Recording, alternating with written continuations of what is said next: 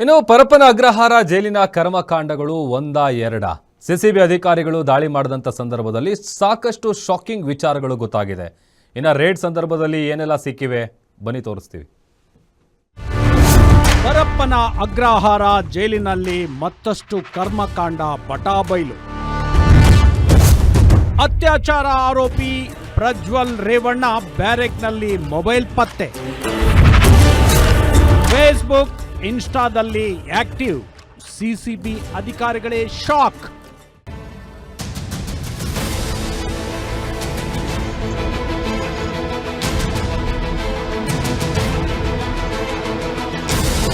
ಯಾರೇ ಬಂದರೂ ಈ ಪರಪ್ಪನ ಅಗ್ರಹಾರ ಜೈಲಿನ ಹಣೆಬರ ಬದಲಿಸಲು ಆಗಲ್ಲ ಅನ್ಸುತ್ತೆ. ಈ ಪರಪ್ಪನ ಅಗ್ರಹಾರ ಜೈಲಿನ ಹಣೆಬರ ಮತ್ತೊಮ್ಮೆ ಬಟಾಬೈಲಾಗಿದೆ. ನಿನ್ನೆ ಪರಪ್ಪನ ಅಗ್ರಹಾರ ಜೈಲಿನಲ್ಲಿರುವ ಸಜಾಬಂದಿ ಮತ್ತು ಕೈದಿಗಳು ಬ್ಯಾರೆಕ್ಗಳ ಮೇಲೆ ನಿನ್ನೆ ಸಿಸಿಬಿ ಅಧಿಕಾರಿಗಳು, ಎಲೆಕ್ಟ್ರಾನಿಕ್ ಸಿಟಿ ವಿಭಾಗದ ಪೊಲೀಸ್ ಮತ್ತು ಜೈಲಾಧಿಕಾರಿಗಳು ದಿಢೀರ್ ದಾಳಿ ನಡೆಸಿದರು.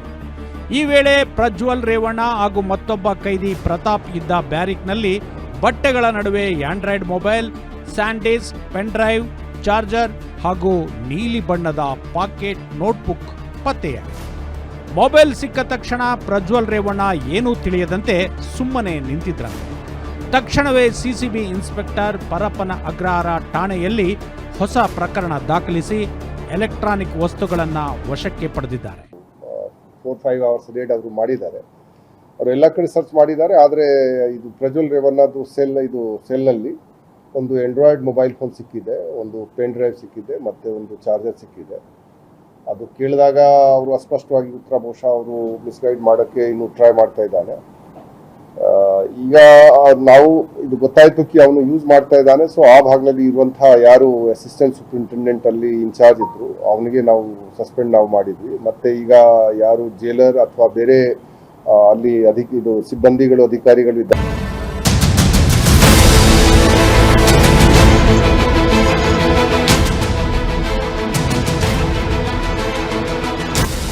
ಇನ್ನು ಹೈ ಪ್ರೊಫೈಲ್ ಕೈದಿ ಬ್ಯಾರೆಕ್ನಲ್ಲಿ ಮೊಬೈಲ್ ಪತ್ತೆಯಾಗಿರುವುದು ಕಾರಾಗೃಹ ಇಲಾಖೆಯಲ್ಲಿ ದೊಡ್ಡ ಸಂಚಲನ ಮೂಡಿಸಿದೆ.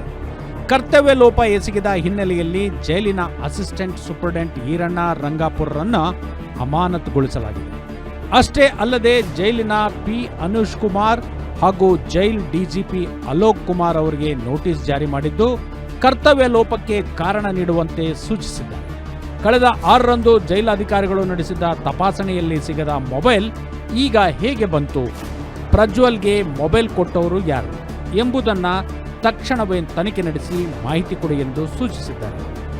ಇನ್ನು ಪರಪ್ಪನ ಅಗ್ರಹಾರ ಪೊಲೀಸರ ಪ್ರಾಥಮಿಕ ವಿಚಾರಣೆ ವೇಳೆ ಹಲವು ಸ್ಫೋಟಕ ವಿಚಾರಗಳು ಹೊರಬಂದಿವೆ. ಬ್ಯಾರಿಕ್ನಲ್ಲಿ ಸಿಕ್ಕ ನೀಲಿ ಬಣ್ಣದ ನೋಟ್ಬುಕ್ ತನ್ನದೇ ಎಂದು ಪ್ರಜ್ವಲ್ ಒಪ್ಪಿಕೊಂಡಿದ್ದಾರೆ.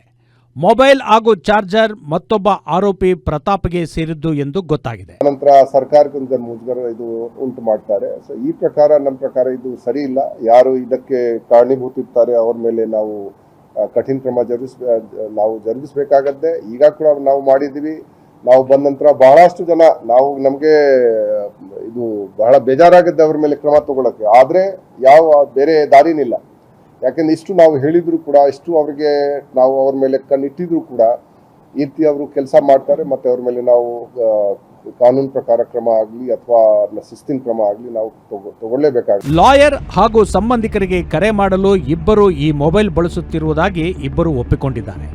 ಸೀಜ್ ಆದ ಮೊಬೈಲ್ನಲ್ಲಿ ಫೇಸ್ಬುಕ್ ಮತ್ತು ಇನ್ಸ್ಟಾಗ್ರಾಮ್ ಸೇರಿದಂತೆ ನೆಟ್ಫ್ಲಿಕ್ಸ್ ಹಾಗೂ ಪ್ರೈಮ್ ವಿಡಿಯೋ ಆ್ಯಪ್ಗಳು ಪತ್ತೆಯಾಗಿವೆ. ಸದ್ಯ ಈ ಆ್ಯಪ್ಗಳ ಪಾಸ್ವರ್ಡ್ ತಿಳಿಯದೆ ಹಿನ್ನೆಲೆಯಲ್ಲಿ ಸಿಸಿಬಿ ಪೊಲೀಸರು ತಾಂತ್ರಿಕ ತನಿಖೆ ತೀವ್ರಗೊಳಿಸಿದ್ದಾರೆ.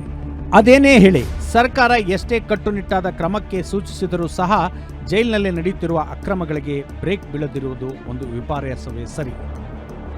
Ajay Kumar, crime bureau, guarantee news, Bengaluru.